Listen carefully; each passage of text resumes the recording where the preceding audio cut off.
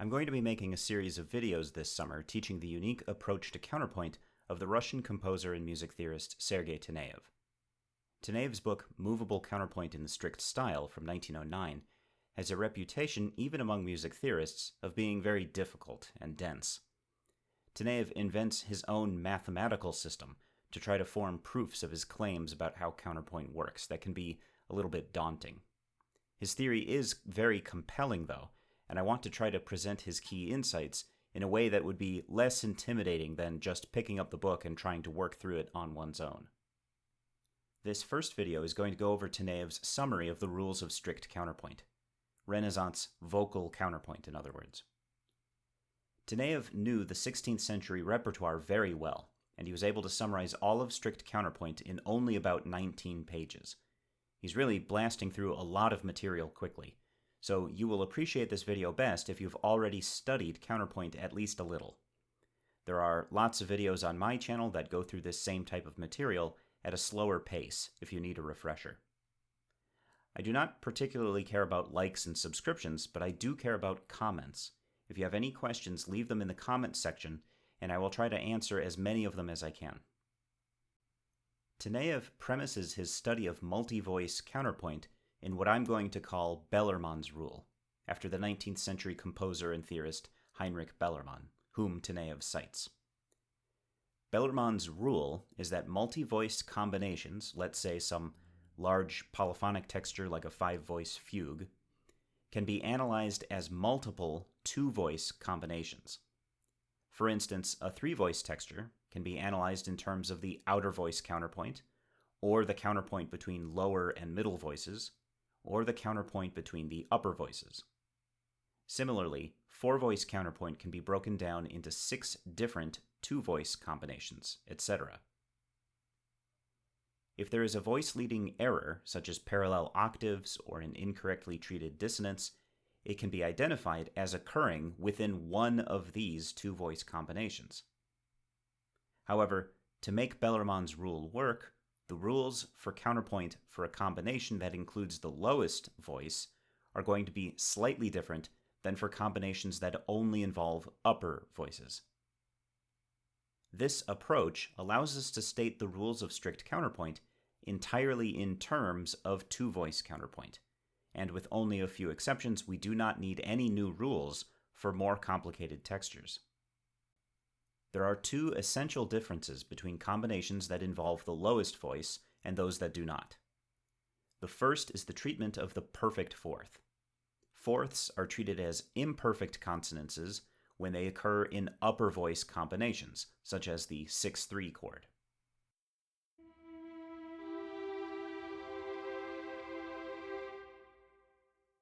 And the 8-5 chord.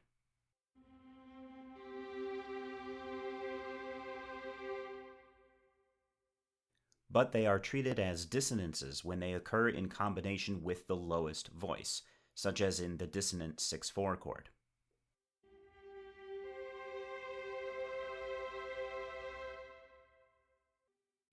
The second difference has to do with suspended ninths. The interval of a ninth may be used as a suspension only in combination with the lowest voice.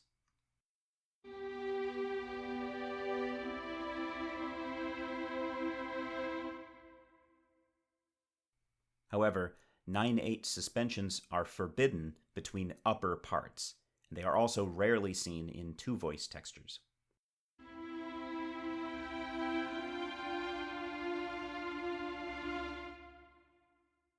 Taneyev then summarizes the rules of strict counterpoint based on the 3 kinds of intervals: perfect consonances, imperfect consonances, and dissonances, paying attention to the type of combination within which the interval occurs.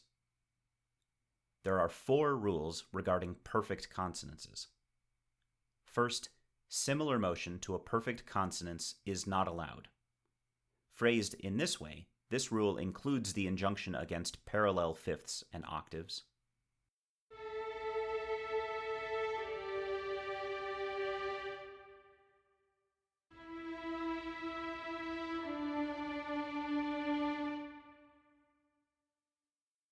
As well as direct motion to a hidden fifth or octave.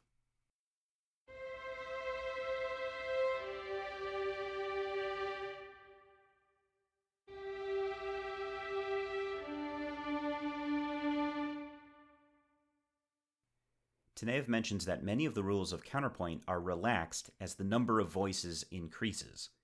In this case, hidden fifths and octaves are much more likely to be tolerated in multi-voice counterpoint than parallel fifths or octaves. To be clear, this rule forbids parallel fifths and octaves within any specific two-voice combination. It does not actually forbid parallel 5/3 chords. Johannes Brahms singled out this example of parallel octaves from Thomas Louis de Victoria in a collection he titled Octaves and Fifths, etc. I made a video on Brahms's collection a few years ago, and since then someone uploaded the facsimile of the original manuscript to IMSLP for those of you who want a closer look. In this case, we can see two consecutive octaves between the outer voices. However, the first octave occurs in the soprano-bass combination, and the second occurs between soprano and tenor, which has temporarily crossed beneath the bass. Bellermann's rule applies here. None of the two-voice combinations contain illegal parallels, and so the whole four-voice texture is also deemed technically correct, the best kind of correct. Just so we know he did it on purpose, Victoria then uses the same trick again in the next two measures.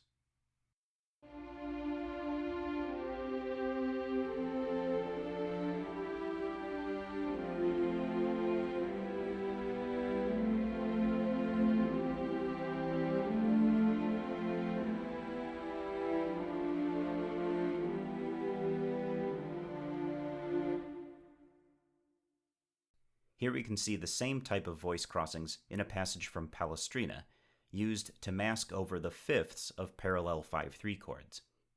I do not want to give the impression that this type of voice leading was common. These examples are rare.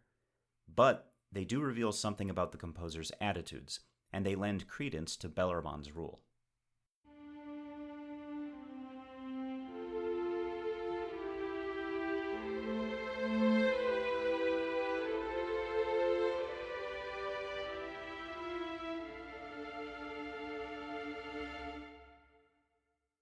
The second rule is that contrary motion from a perfect consonance to its compound and vice versa is forbidden. This rule is often also referred to as anti-parallels. This means we should avoid consecutive fifths and twelfths,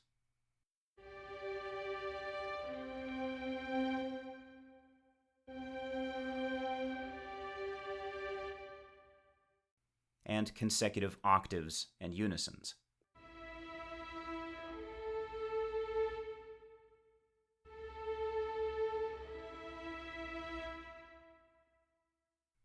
I have never taken this rule very seriously. The eagle-eyed among you have already pointed out that I break this rule in at least 2 of my videos. I've never come across a satisfying explanation as to why this should be considered an error, and since I could not explain it in my own words, I chose not to try to pass it on in introductory counterpoint videos. After stating this rule, Taneyev immediately shows a number of examples of the rule being broken in 16th century music. Nicola Vicentino even states explicitly that anti-parallel fifths and octaves are permitted in cases involving lots of voices. With almost any piece of music for 8-part double choir, anti-parallel octaves and unisons between the two bass parts become unavoidable and happen in nearly every measure. Here's an example pointed out by Taneyev from Palestrina in only 4 parts.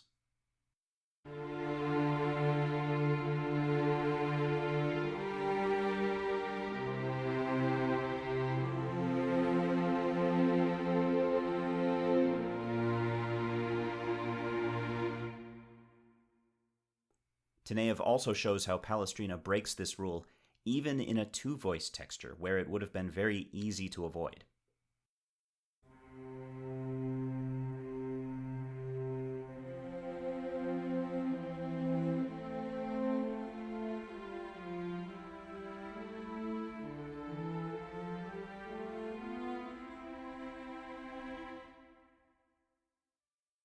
Rules 3 and 4 have to do with the proximity of nearby perfect consonances, rather than the voice leading motion to and from them.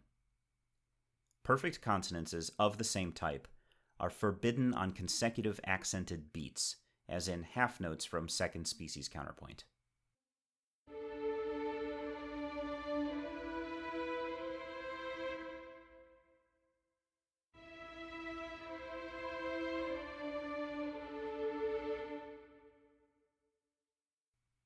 and on consecutive unaccented beats in the case of suspensions from fourth species.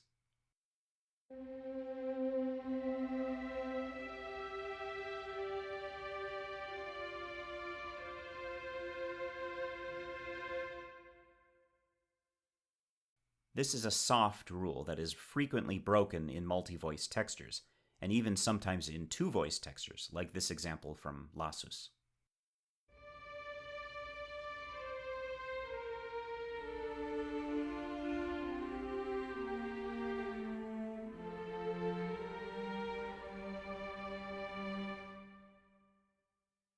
Fifths are permitted on consecutive accented beats if they are approached in oblique motion using consonant suspensions.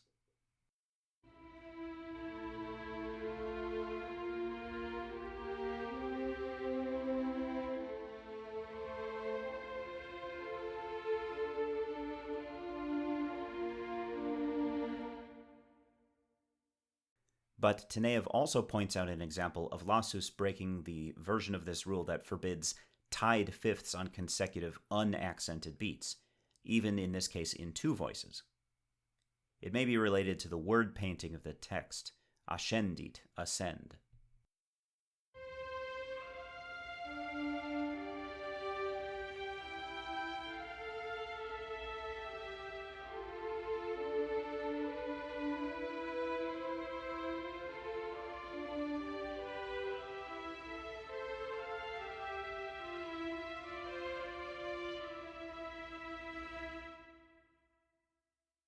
The fourth rule is that perfect consonances should alternate with imperfect whenever possible.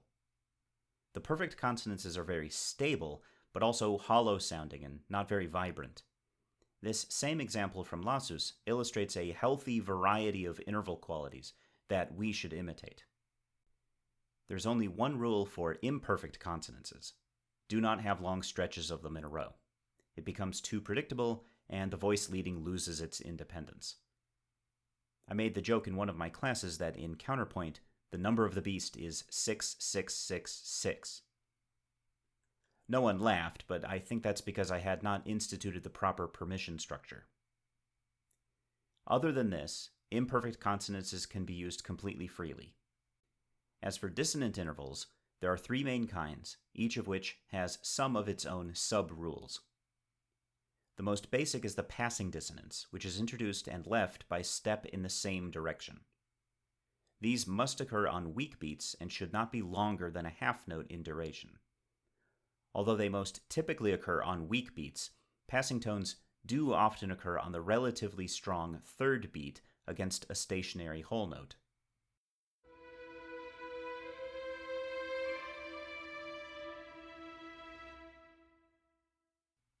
Or on the relatively strong half-note beats of 4/2 time, which is very common in 16th century repertoire.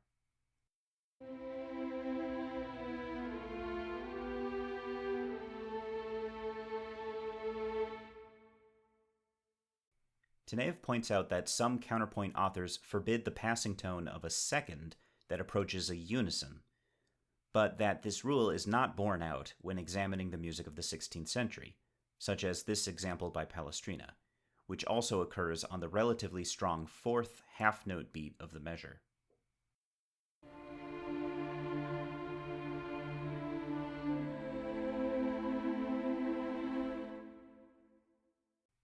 Taneyev makes sure that his reader views passing tones in a multi-voice context in terms of Bellermann's rule. He writes, quote, "A passing note in the strict style is not to be regarded as a passing note to a chord, but to whatever note with which it forms a dissonance. Other voices may be free to take notes consonant with each of the other notes forming the dissonance." End quote. In this example, he shows a passing note C in the lower voice, creating a dissonant interval of a second against the middle voice. The upper voice takes the note A on beat 3, which is the only note that could form a consonance above both C and D.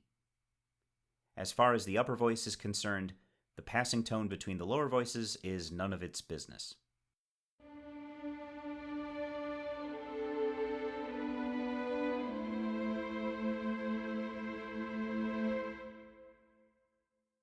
In In this example, we see something similar. The middle voice forms a half-note passing tone with respect to the held C in the upper voice, and is likewise given consonant support from the third voice. The question is not which of these notes are chord tones and which are not. The question is whether the three two-voice combinations are each individually correct.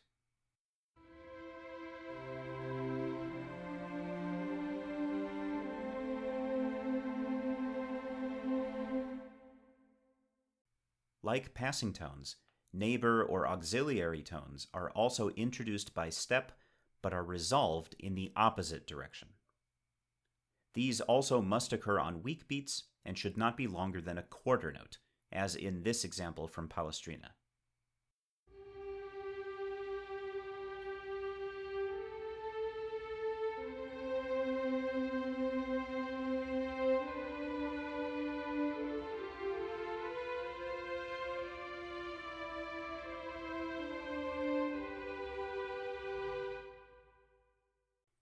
The only accented dissonance in strict counterpoint is the suspension, which is introduced as a consonant interval and then is tied over a strong beat while the other voice moves in oblique motion to form the dissonant interval. The voice that has the tied note must then resolve down by step on the next strong beat. Because they always resolve downward, the interval of resolution is different depending on whether the tied note occurs in the upper or lower voice of a combination. A tied second in the upper voice, for instance, would resolve to a unison, and counterpoint authors of the strict style do not allow this type of suspension. In a lower voice, however, the second resolves to a third and is permitted.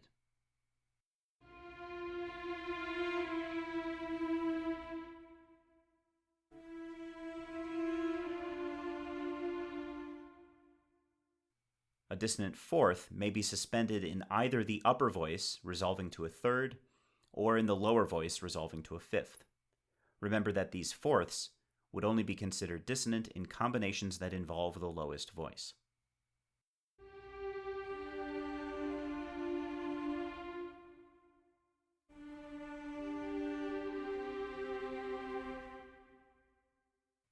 The seventh suspended in the upper voice may resolve down to a sixth, but is not permitted in a lower voice, resolving to an octave.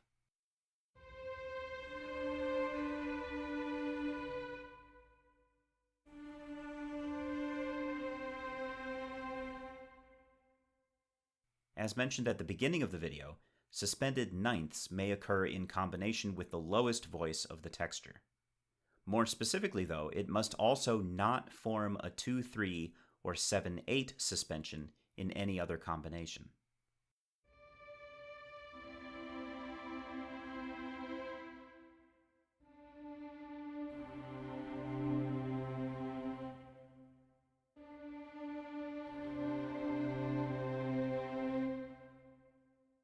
Some of you might be wondering why ninths are treated differently than seconds.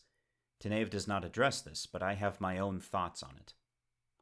Although 2-1 suspensions are rare, and they are almost always disallowed by counterpoint textbooks, every so often one can find them in the literature. Here's an example of a second resolving to a unison by Padre Martini, who was rewriting an antiphon composed in the strict style by the 14-year-old Mozart. Mozart's original version does not include the 2-1 suspension, so it was introduced by Martini, who apparently viewed it as correct. Since it occurs between the two lowest voices, the tenor and the bass, Martini is effectively treating it by the same rule that allows 9/8 suspensions when formed in combination with the lowest part.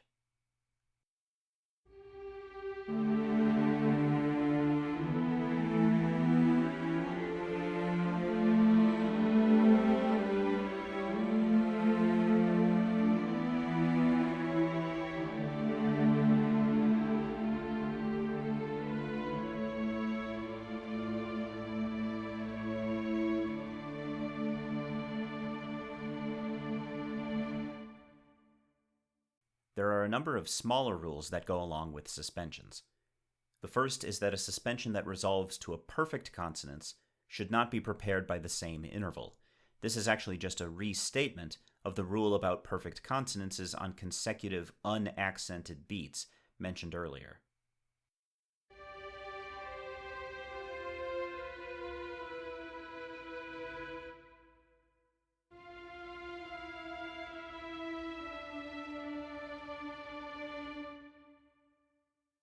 The rule for suspension resolution is only that the tied note must resolve down by step. The other voice in the combination, however, can go wherever it wants. Taneyev refers to this other voice as the free note of a suspension, and it may move to form a different interval of resolution. In this case, a suspended fourth in the bass may be prepared by a fifth, as long as there is no fifth on the subsequent strong beat when the suspension resolves. However, Taneyev observes that the same logic does not apply to the suspended ninth in the strict style. Suspended ninths should not be prepared by octaves even if the free note moves upon resolution.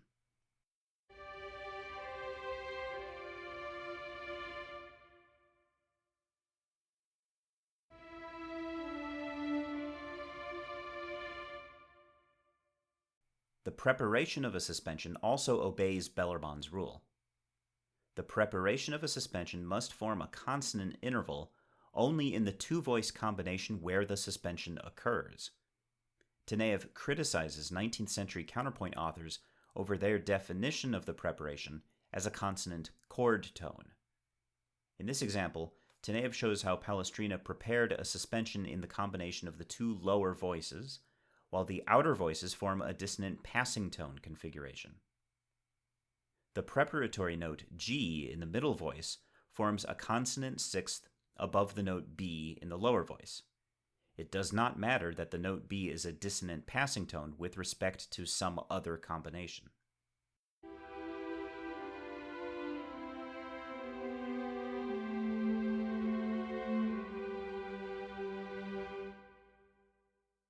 Here's another example from Palestrina, where the suspension occurs in the outer voice combination, and the middle voice moves as a passing tone during the preparation.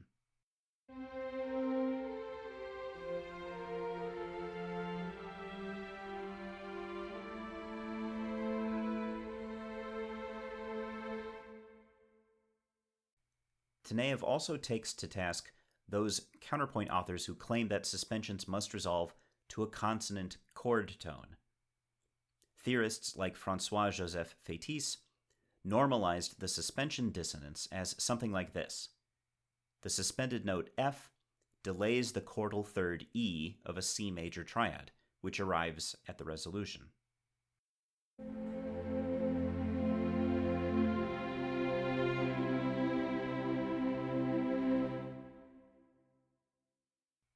Fétis and others were also well aware that the free note of a suspension may move at the moment of resolution, but they construed this in terms of chord progression.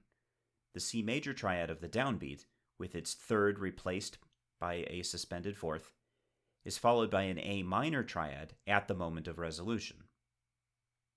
The note E, that is delayed by the suspension, is a common tone to both triads, and this is the only kind of suspension allowed by Fétis.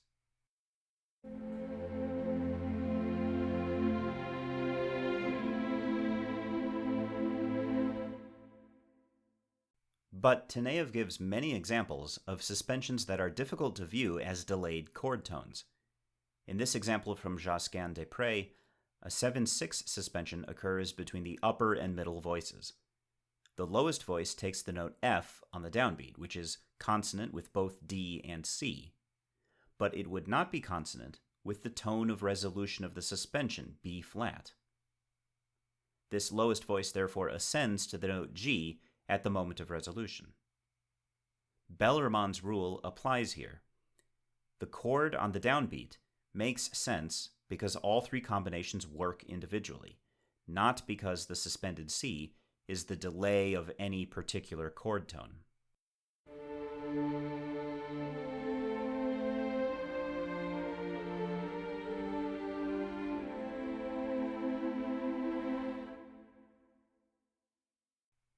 To end this video, we should look at two exceptions to Bellermann's rule pointed out by Taneyev. The first is the doubling of the bass note of a 4-5 suspension. In the preceding discussion of suspensions, we did not need to mention that doubling the dissonant note of a suspension is an error, because it would either create parallel octaves,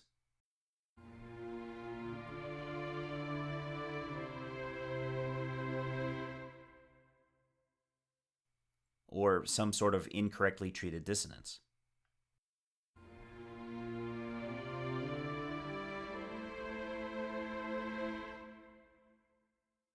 But in the case of a 4-5 bass suspension, all three of the two-voice combinations will appear to be correct. But the three-voice texture will be incorrect because we are doubling the dissonant note of a suspension.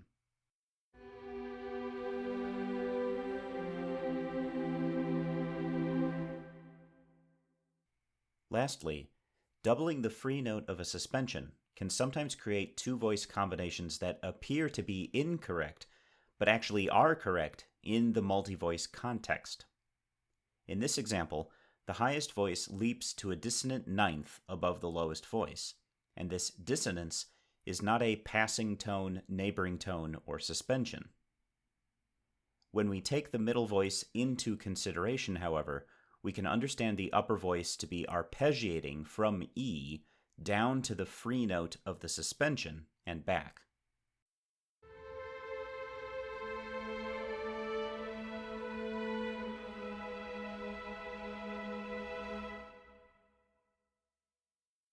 That's it for now. Stay tuned for a few more videos delving deeper into Taneyev's concepts.